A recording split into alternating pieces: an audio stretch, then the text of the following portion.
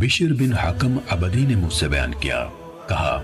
میں نے سفیان بن عیینہ سے سنا، کہہ رہے تھے مجھ سے بہت سے لوگوں نے بحیہ کے مولا ابو عقیل سے سن کر روایت کی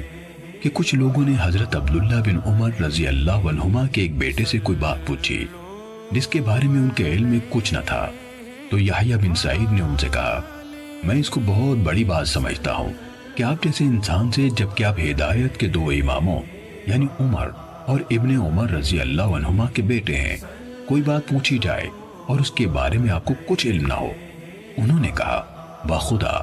اللہ کے نزدیک اور اس شخص کے نزدیک جسے اللہ نے عقل دی، اس سے بھی بڑی بات یہ ہے کہ میں علم کے بغیر کچھ کہوں یا کسی ایسے شخص سے روایت کروں ثقہ نہیں۔ سفیان نے کہا ابو عقیل یحییٰ بن متوکل بھی ان کے پاس موجود تھے جب انہوں نے یہ بات کی۔